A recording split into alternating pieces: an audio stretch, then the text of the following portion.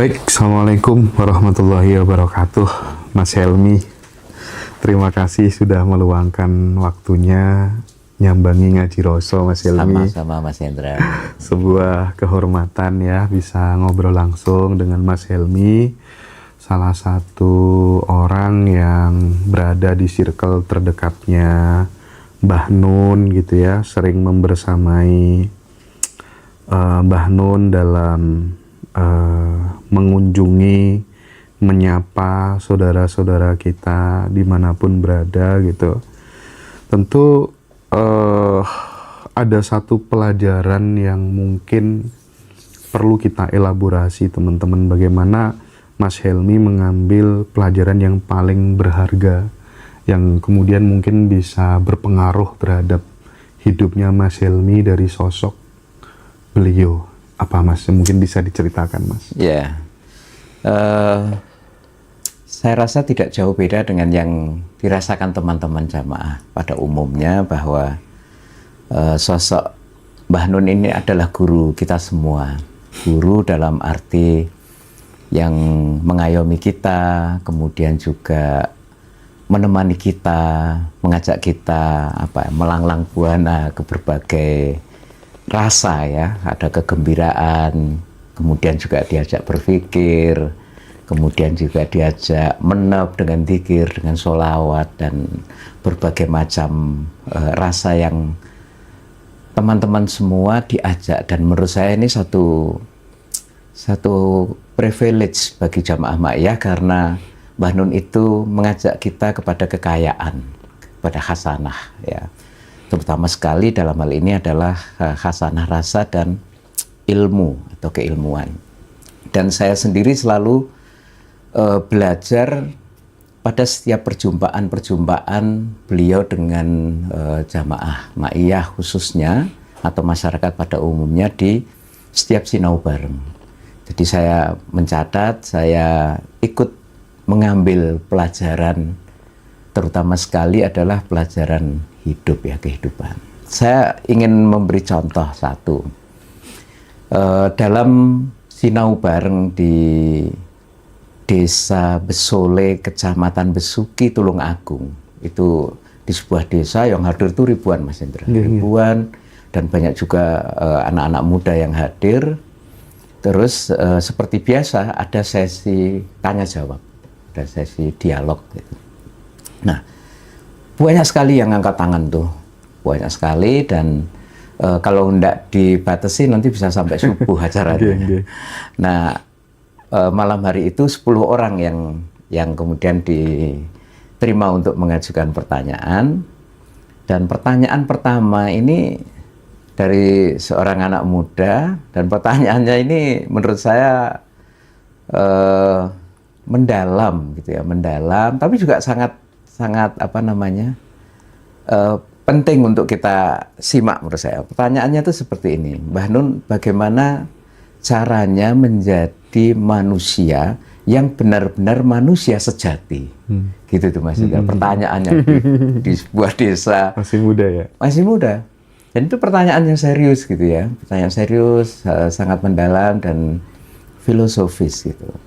Nah, saya suka gitu melihat bagaimana Mbah Nun merespon pertanyaan-pertanyaan teman-teman itu. Iya. Nah, pertanyaan ini oleh Mbah Nun itu dijawab dengan rileks, santai, tetapi menurut saya pribadi, menurut interpretasi saya itu sangat mengena. Itu beliau mengatakan seperti ini: ya nggak gimana-gimana caranya, bisa juga dipakai pendekatan yang sederhana seperti ini, kata Mbah Nun. Misalnya, kita sebagai Abdullah, sebagai hamba Allah, ya sudah, kita sebagai Abdullah ngabekti dengan sungguh-sungguh kepada Allah. Atau kemudian kita sebagai Khalifatullah, sebagai manusia yang diberi mandat mengelola kehidupan di dunia ini, yang menjalankan itu dengan sebaik-baiknya gitu.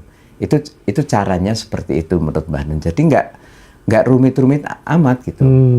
Nah, pertanyaan ini kemudian jawaban Mbah Nun seperti itu buat saya itu menantang saya untuk merenungi ya. Karena di ujung kalimat beliau menjawab itu, beliau mengatakan, kecuali tujuan kamu bertanya itu adalah berfilsafat. Nah, saya mau mengulas jawaban Iya, Mbak iya, Nun iya, ini. iya. Menurut saya ya, artinya begini.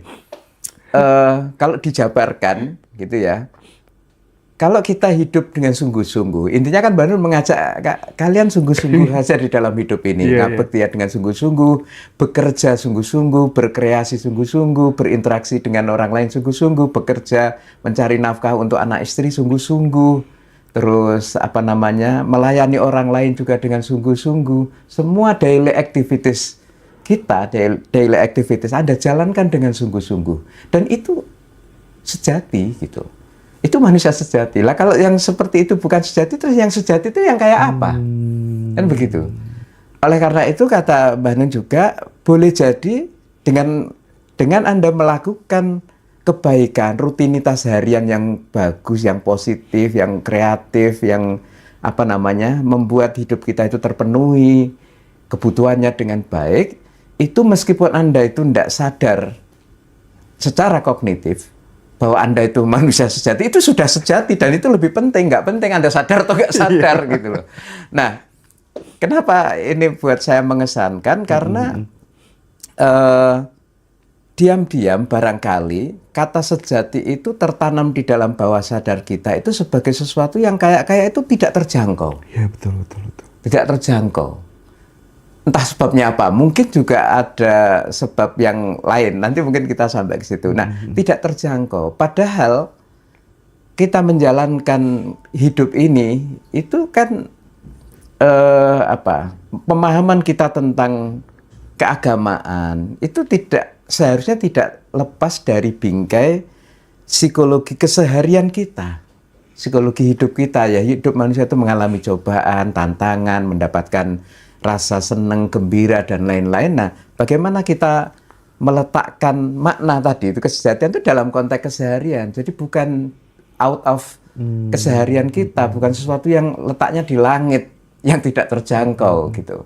Nah, ini bagi saya menenteramkan. Ya sudah, jadi kita jangan terbebani kata sejati itu sebagai beban filosofis yang berlebihan gitu. Nah, mungkin ya kita ini dulu kalau di zaman Orde Baru, Mas, itu kebanyakan jargon. Okay. Ada manusia yang seutuhnya, ada manusia Pancasilais, tapi ini nggak benar-benar dihayati gitu. Malah ini menjadi alat untuk menjudge orang lain oleh penguasa misalnya terhadap lawan politiknya, lu nggak Pancasilais dan lain-lain. Nah, mungkin ya walaupun ini tidak selalu belum tentu benar. Banyaknya jargon-jargon ini membuat kita itu seakan-akan beragama, berkehidupan dengan baik, itu jadi kayak sulit gitu, kayak tidak terjangkau. Padahal ya realitas kita beragama ya keseharian kita itu, amalia sehari-hari kita di tengah keluarga, di depan anak-anak, di depan orang lain.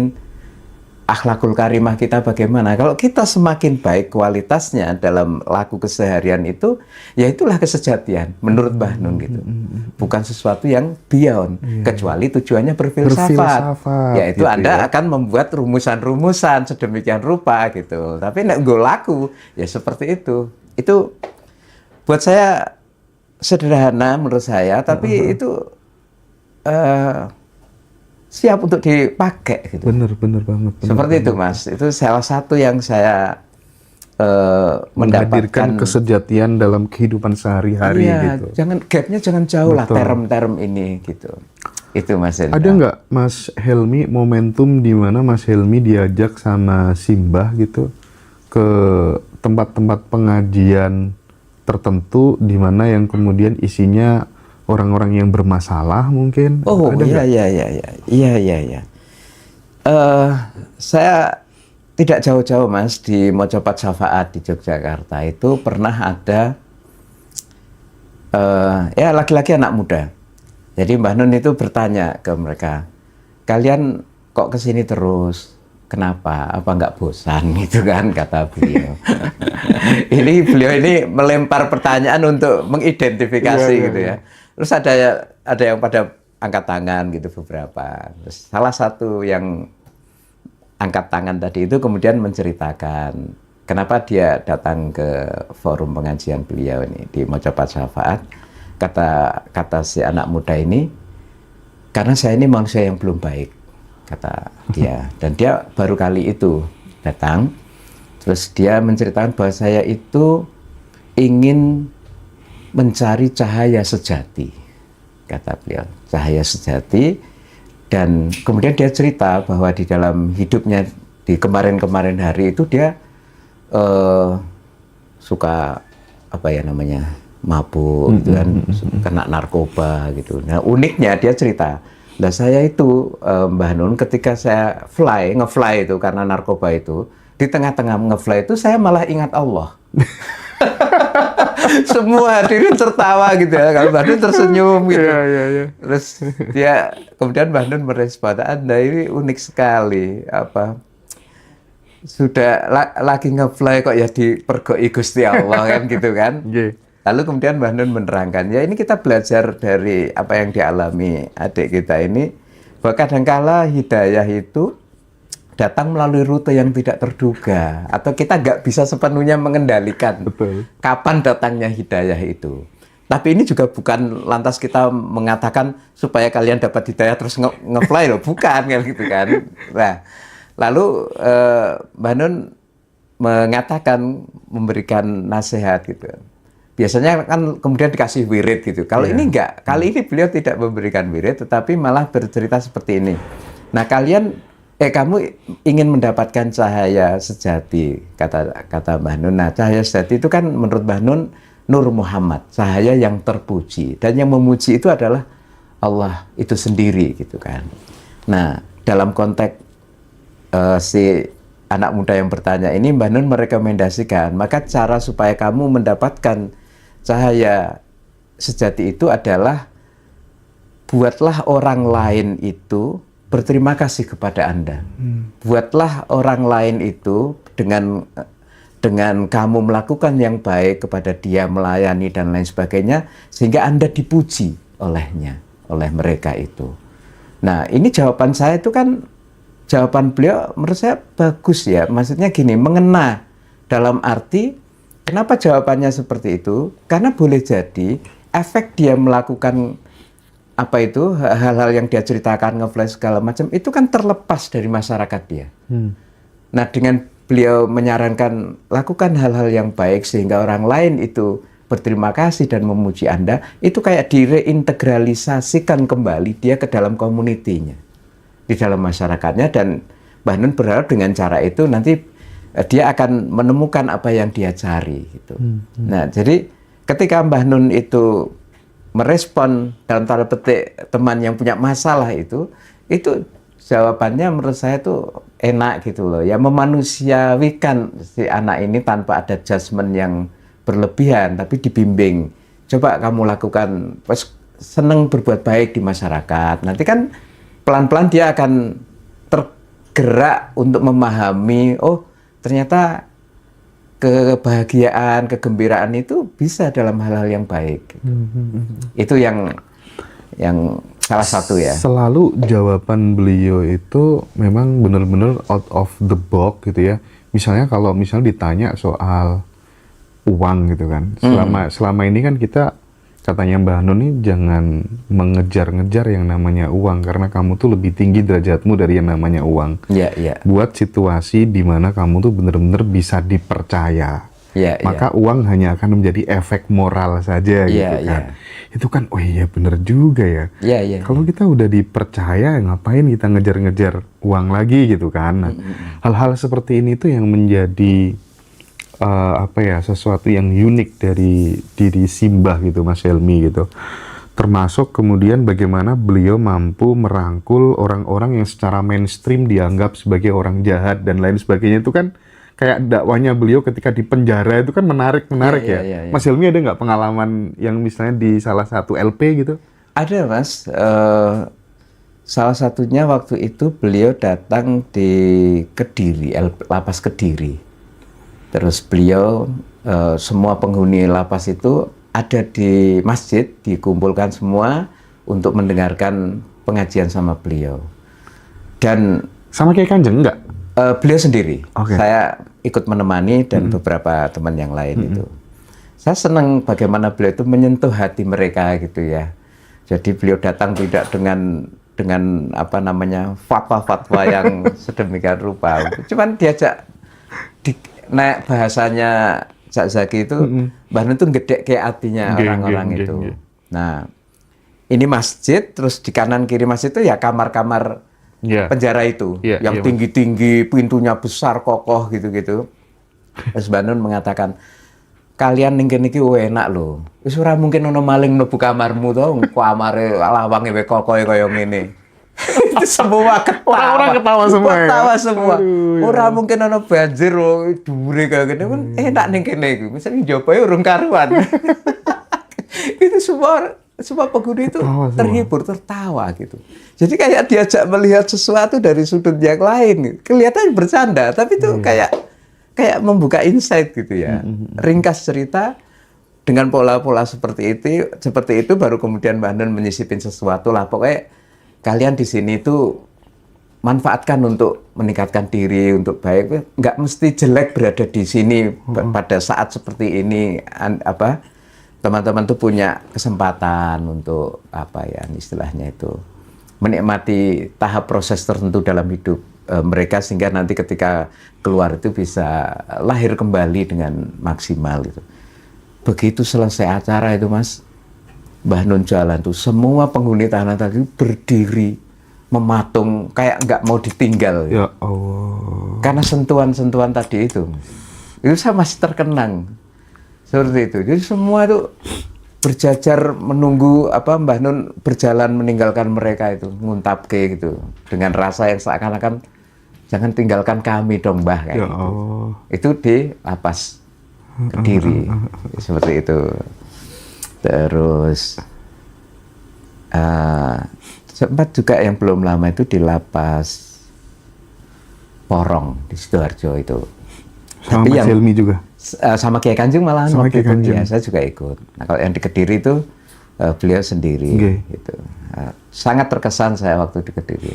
Terus kon ini enak nih gini aman. Ora mungkin ono maling mlebu. Memang jago ya kalau urusan gede no atine gitu ya. Iya. Padahal di antara mereka ya maling-maling, tapi di sini nggak ada maling gitu. Nggak ada yang akan memalingi kalian. Semua udah kuat tertata. Tapi aku teringat dengan salah satu statementnya Ahmad Dhani ya, mengatakan bahwa Cak Nun ini adalah guru imajiner saya. Cak Nun itu salah satu manusia yang melampaui zamannya. Mungkin yang dimaksud dalam konteks ini adalah pikirannya gitu. Kita tahu ya, mungkin teman-teman yang lama di Ma'ayah, kita tahu sejarahnya bagaimana puisi Lautan Jilbab dulu seperti apa, terus tiba-tiba bener-bener terjadi Lautan Jilbab. Saat kemudian dulu orang pada terpesona sama yang namanya Jokowi, Mas Helmi. Waktu itu aku denger banget dan terngiang-ngiang di memori saya, ya orang Indonesia itu ojo gumun deh. So ben nek moro-moro saiki muji Jokowi kabeh terus so ben ngujat Jokowi. Iya, ojo kagetan gitu. Itu tuh saya masih inget banget gitu. Terus termasuk kemudian yang kapan hari yang kemudian nyebut 3 nama itu yang dihujat orang se-Indonesia. Yang sekarang orang yang hujatnya pada malu juga mungkin ya karena melihat faktanya seperti apa gitu ya. Nah, Mas Helmi yang mungkin dekat sama Simbah gitu, ungkapan-ungkapan yang jadi kenyataan seiring berjalannya waktu itu mungkin apa yang bisa di-share gitu Mas? Apa ya? Kalau yang terkait dengan yang tadi terakhir Mas Hendra sebut itu, kalau saya itu waktu itu menyikapinya tuh seperti ini.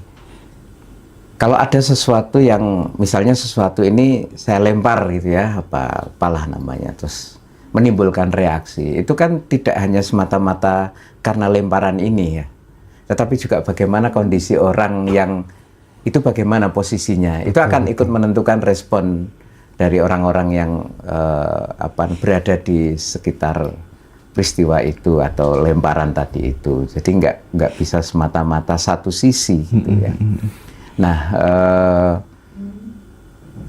menurut saya pribadi pada waktu itu apa yang disampaikan oleh beliau itu sebuah analisis politik yang tidak rumit sebenarnya, sederhana. Analisis politik biasa dalam arti yaitu beliau sedang menyampaikan sebuah analisis, bukan sedang mau menghujat, bukan sedang mau menghina, sama sekali tidak. Dan kata yang beliau gunakan ini kan figur dalam sejarah, yang itu milik kita semua umat manusia gitu ya. Jadi tidak dalam rangka apa namanya itu menghina seseorang. Beliau sedang menyatakan pandangannya terhadap situasi dan struktur politik saat itu. Tentu saja ada sebagian orang yang akan tidak sepakat atau kena efek pedesnya gitu kan. Itu hal yang wajar nih. Betul. Tetapi menurut saya itu hak politik Mbah Nun juga untuk menyampaikan apa yang beliau kemukakan. Analisisnya sebagaimana orang lain juga punya hak yang sama gitu. Cuman masalahnya itu ada yang nggak sepakat mungkin atau nggak setuju, meskipun seperti yang dikatakan Mas Hendra, sebagian yang dulu tersengat, baru kemudian belakangan ya ada benarnya. Itu bukan sebagian, Mas, banyak ya, mayoritas. Ya, saya kan nggak berani ngeklaim ya, maksudnya seperti itu. Nah ya tentu saja ini sebaiknya menjadi pelajaran agar kita juga tidak buru-buru di dalam merespon atau mereaksi satu statement dari seseorang yang ya buat saya kan Mbah Nun di Indonesia ini kan ya bukan orang yang baru dalam tanda petik ya. Betul. Mestinya kan kita tahu bahwa Mbah Nun ini juga orang yang kiprahnya di Indonesia itu cukup lama gitu. Jadi harus kita perhitungkan dong. Beliau juga nggak nafsu sama yang namanya kekuasaan. Iya. Bahkan kalau diundang sama menteri, artinya sejajar dengan menteri selalu nolak ya Mas Helmi ya? Iya. Selalu menolak, dan bahkan karena aku dulu juga lama, mulai 2026 tuh aktif maiyahan terus menerus gitu. Orang mau ngasih sesuatu ke Mbah Nun tuh ibaratnya tuh sampai mohon-mohon gitu ibaratnya gitu. Bahkan kalau katanya Mas Abrang, beliau itu tidak hanya mendelay kesenangan, tapi bisa mendelet kesenangan. Mendelet gitu. ya malahan. Iya nggak sih? Gimana kalau kesaksian Mas Helmi sendiri tentang hal kalau itu? itu saya mungkin mengutip cerita dari teman beliau waktu di Jerman, namanya Pak Hamim Ahmad, itu di dalam salah satu wawancara tuh memang memberi testimoni waktu beliau di Jerman itu, ya kesibukan beliau itu ya bekerja, menulis acara begitu, tidak pernah terfikir misalnya untuk membeli apa untuk kesenangan, beli baju yang baru kayak atau apa, tidak pernah. Bahkan ketika ditawarin oleh Pak Hamim ini teman beliau, Cak, madang yuk aku lagi inti duit nanti ya belinya yang paling sederhana aja, paling nasi goreng gitu. Seperti itu. Jadi terus apa sih yang jadi fokusnya, kata Pak Hamim ketika itu, yang menjadi fokus beliau itu masa depan gitu. Jadi dia berkarya itu untuk dengan pertimbangan ke masa depan itu. Jadi memang dalam hal ini beliau selera untuk begitu itu kayaknya sih nggak banyak gitu loh. Sehingga dulu itu kalau kita kayak beliau itu enggak punya konsep piknik seperti kita memahami piknik itu. Iya. Itu kayak enggak punya. Ya piknik beliau itu adalah pergantian dari satu aktiviti ke aktiviti yang lain itu, gitu kan. Jadi habis melakukan A gitu, misalnya habis ngetik, terus habis itu ngobrol dengan teman lain atau melayani orang lain, tuh satu pekerjaan itu adalah rekreasi dari kreasi sebelumnya. Itu teman-teman hafal itu. Jadi kreasi, rekreasi gitu pola-polanya itu. Jadi menikmati satu pekerjaan itu sebagai bagian dari piknik dari yang sebelumnya, iya, kayak gitu. Tapi ini Mas, aku sedikit pengen mengulik lebih dalam di balik panggung maiyah gitu kan, mungkin ada sisi lain yang publik jarang tahu gitu Mas, tentang gimana sih tidurnya beliau, berapa jam dan lain sebagainya kayak gitu Mas. Gimana, Mas? Iya.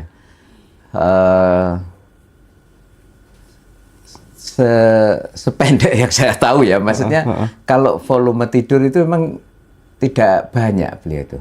Apalagi kalau masa-masa sinau bareng waktu itu kan sampai larut malam ya, Mas Hendra tahu sendiri kan, dan itu bisa seminggu sekian kali dari satu tempat ke tempat yang lain gitu.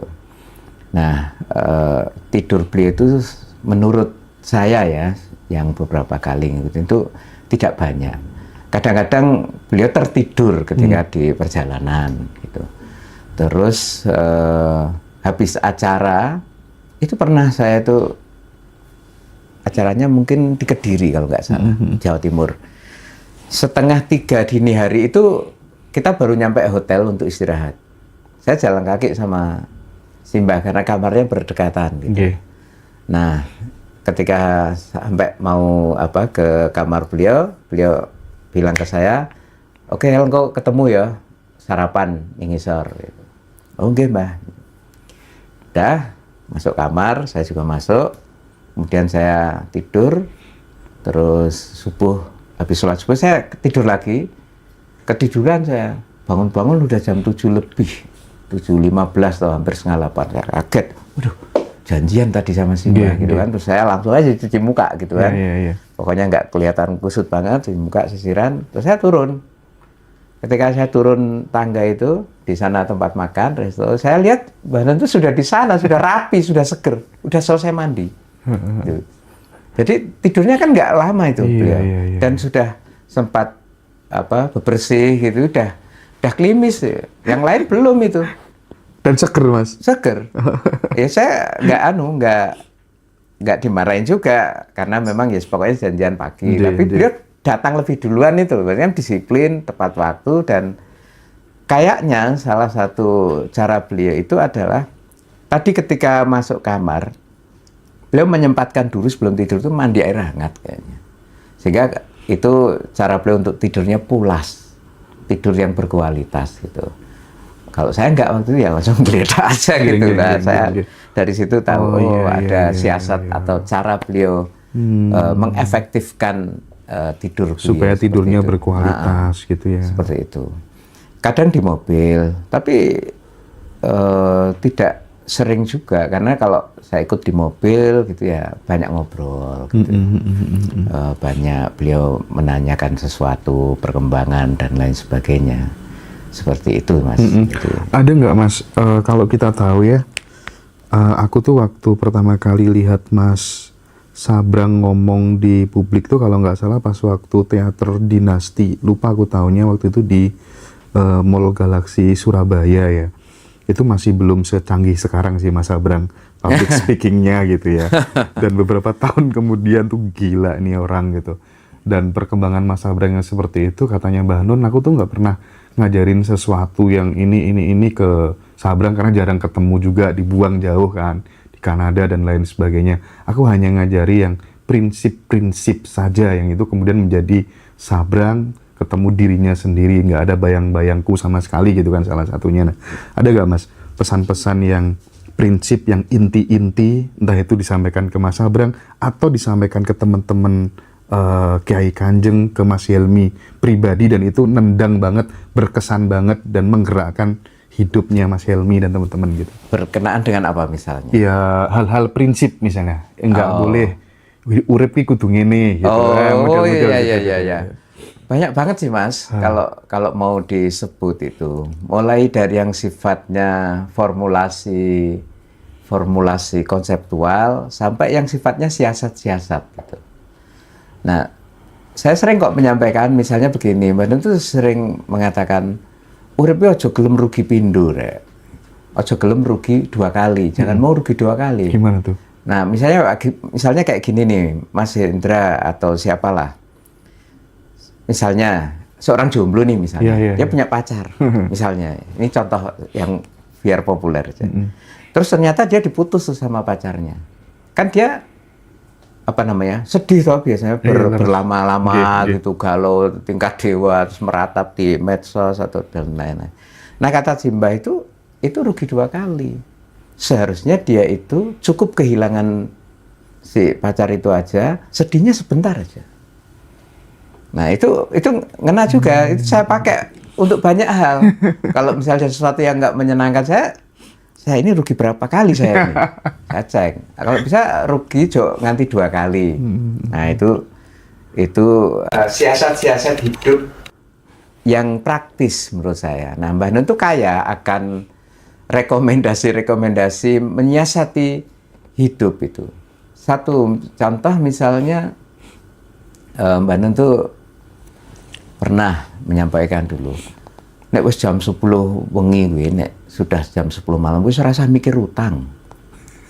Jam 10 nganti subuh kantor ya tutup, kantor bank itu tutup, ora mungkin menyelesaikan golek utang itu jam dini hari itu nggak mungkin gitu. Artinya ada saat di mana beban hidup itu dilokalisasi, dimanage dengan baik. Nah, Mbah Nun itu boleh dikata itu ingin kita semua itu punya keterampilan hidup ya, memanage hidup itu dengan baik. Masalah itu didekati dengan apa ya? Misalnya gini, ono masalah sing iso diatasi, ono masalah sing mungkin diatasi, ono sing gak iso sama sekali diatasi. Nah, sikap kita ini harus jelas terhadap semua ini, mendefinisikannya. Oh, iki gak iso tak atasi, ya sudah kita tinggalkan atau kita berdamai dengan itu. Tapi nek misalnya masih mungkin ya ayo dilakukan. Kalau misalnya itu bisa, ayo dilakukan. Siapa yang akan melakukan dan lain sebagainya. Jadi beliau juga banyak memberikan tips-tips untuk kita itu menjalani laku hidup sehari-hari yang praktis-praktis. Termasuk tidak semua masalah itu harus dimasukkan pikiran. Iya, tidak semua masalah harus dimasukin hati, gitu kan Mas Helmi ya. Beliau mengatakan seperti ini dulu.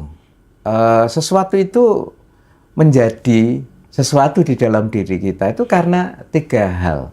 Satu, kita memberinya ruang, kita memberinya waktu, kita memberinya energi. Iya. Lah kalau misalnya kebencian itu kita kasih ruang, kita kasih waktu, energi, dia akan membara menjadi sesuatu yang berbahaya gitu. Nah, letakkan segala sesuatu itu dalam manajemen itu. Oh, ini gak perlu tak kasih ruang ini, nanti bisa bahaya. Ini cukup saya kasih energi sedikit aja. Oh, ini saya kasih waktu dikit. Misalnya kesedihan, kata Mbak Nun ya sedih itu enggak apa-apa. 5 menit aja kalau bisa. Sedemikian juga dengan kesenangan, kata beliau. Senang itu jangan berlama-lama. Cukup 10 menit. Selebihnya sudah kembali bekerja, mencipta, berkreasi, fokusnya ke situ. Tidak euforia berlebihan. Seperti itu. Itu tip-tip dari Mbah Nun. Yang juga tidak kalah pentingnya, beliau misalnya membuat rumus sederhana untuk mengidentifikasi diri kita itu. Berangkat dari 5 matrik hukum Islam itu loh Mas. Wajib, sunnah, makruh, mubah, haram. 5. Nah, manusia itu kalau mau bercermin, ingin mengetahui diri kita di tengah masyarakat, itu bisa pakai itu. Kalau kita ini ternyata sangat dibutuhkan oleh masyarakat, masyarakat itu pokoknya kudu ono awakmu. Manusia wajib. Manusia wajib. Terus yang kedua, yo nek iso ki ono kowe. Nah, iki sunah gitu. Terus nek sing makruh nek iso ora ono kowe. Dan seterusnya, sing gak jangan sampai jadi kan yang haram ini. Iya. Nah, ini kan menurut saya, wah itu keren tuh Mas. Ini bisa dipakai untuk proses kita transformasi diri, juga untuk pelajaran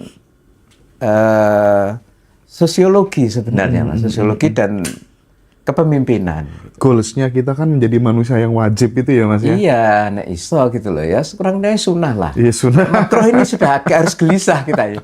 Wah, aku kok makruh ya. Iya. Ini kan kreativitas beliau, kecerdasan beliau memanfaatkan terminologi agama untuk apa namanya tuh, memperbaiki kualitas diri kita, untuk mengetahui kita itu di tengah masyarakat tuh kayak apa. Nah, pendekatan ini kan mudah gitu loh Mas, tidak rumit secara filosofis dan lain sebagainya. Dan dulu pendekatan ini dipakai sama A'agim, dikutip, dirujuk. Oh iya, tahu. Seperti itu. Jadi nggak kaleng-kaleng dan lain-lain lah itu. Tapi gimana Mas caranya Mbah Nun untuk kemudian mempraktikkan pluralisme itu bukan sekedar konsep gitu ya, tapi memang benar-benar sebagai laku hidup sehari-hari beliau gitu selama membersamai Kiai Kanjeng itu gimana? Beliau itu sosok yang memiliki apa namanya itu, daya tampung yang besar gitu. Daya tampung itu artinya kesiapan untuk bertemu dengan orang dengan fenomenologinya masing-masing yang beragam. Dan beliau mengosongkan diri gitu. Mengosongkan diri, terus berposisi siap merespon dengan ketulusan, dengan kebaikan. Nah, pluralisme itu bukan dalam artian ideologi dan lain-lain, tapi per individu yang beragam itu beliau siap. Beliau ketemu keunikan pribadi orang macam-macam itu sudah sangat tinggi jam terbangnya. Ada satu peristiwa yang di Sinau bareng itu, ada bapak-bapak naik, dia pakai helm, terus pakai kayak baju hansip apa separuh kayak seragam tentara. Mungkin sebagian kita akan mengatakan itu orang nggak jangkep gitu loh. Tapi dia ikut joget, nyanyi di atas panggung. Terus sama Mbah Nun kan ditanggap nih, mau diturunin sama Dilarang ya? sama Mbah Nun, ojo, jangan, tetap ditampung gitu, didengerin, diajak. Terus lama-lama diajak ngobrol nih. Diajak ngobrol, ditanya, sehari-hari pekerjaannya nopo gitu kan. Dia jawabannya itu yang nggak kita sangka. Apapun saja yang kulakukan setiap hari, ya itulah pekerjaan saya. Itu namanya Pak Nuryadi di Magelang itu acaranya. Itu kan kayak menjadi tamparan buat kita di dalam mendefinisikan pekerjaan dalam iklim industri, karir dan macam-macam. Ya pekerjaan itu ya ini misalnya direktur, karyawan, PNS. Ini kan satu, dia mendekonstruksi pengertian itu. Kedua, ini kan membela orang-orang yang pekerjaannya nggak jelas juga dalam tanda petik. Dan Mbah Nun kayak menjadi simpul yang dudul kebijaksanaan yang bisa kita ambil dari orang-orang yang tidak kita duga. Kan gitu. Itu nggak usah dijelaskan Mbah Nun berpanjang-panjang, orang jadi ngeh gitu. Langsung dapat insight min haitsu la yahtasib dari orang yang tidak kita sangka, yang mau diturunkan itu. Nah, sering beliau ketika ada orang yang aneh di panggung itu ditampung oleh beliau, tidak diturunkan gitu. Nah, keragaman yang yang Mas Hendra maksud itu pada tingkat yang saya lihat itu per individu bahkan. Bahkan per individu. Bukan sekedar beda agama. Bukan sekedar beda background sosial, politik, afiliasi keagamaan, enggak. Ada satu lagi yang bagaimana Mbah Nun itu memiliki kebijaksanaan yang menurut saya itu jarang terjadi. Waktu itu di acara di Klaten, ada orang bertanya. Orang ini dalam tanda petik beda pemahaman lah dalam konteks keagamaan dengan Mbah Nun, dengan mungkin kita juga gitu. Itu bertanya tapi lama-lama itu mendebat ayal-ayalan gitu. Dia bersikukuh kepada pendapatnya, gitu kan. Mbah Nun ngikutin, dilayani dengan sabar macam-macam sampai akhirnya terjadi chaos. Chaos itu dalam arti gini, jamaah jadi nggak tahan gitu loh Mas. Akhirnya disorain macam-macam sehingga akhirnya orang ini diturunkan sama teman-teman, diminta turun. Alasannya bukan apa-apa, alasannya hanya karena dia menyita waktu lebih banyak dari acara itu gitu loh, jadinya tidak adil kepada yang lain dan rangkaian-rangkaian masih banyak gitu kan. Ketika berdoa di akhir acara itu, Mbah Nun itu berdoanya begini, ya Allah, kami itu sebenarnya malu, kami itu izin sungkan kepada Kanjeng Nabi, kepada panjenengan untuk untuk menjalankan kebenaran saja kami itu harus gontok-gontokan dengan saudara kami. Itu kesadaran itu diucapkan. Kalau kita nggak orang yang punya perasaan, Mas, nggak muncul kalimat itu. Yang ada mungkin kita mangkel sama dia. Mbah Nun sadar bahwa Mbah Nun itu ya nggak setuju sama dia. Tapi di hadapan Allah menyusun kalimat seperti itu, ya Allah, untuk kami melaksanakan atau menjalankan kebaikan, kami semua ingin baik, tapi kami malu, kami mohon maaf kalau harus sampai gontok-gontokan seperti itu. Saya baru kali itu, bagi saya pribadi itu mengesankan betapa lembut perasaan beliau dalam konteks dengan sesama umat Islam, dengan wong cilik, dengan orang yang berbeda pendapatnya dengan beliau. Tapi Bukan mungkin- beliau marah loh, Iya, enggak. iya, iya, iya. Seperti itu Mas Hendra. Di Iya. Klaten, Sinau bareng.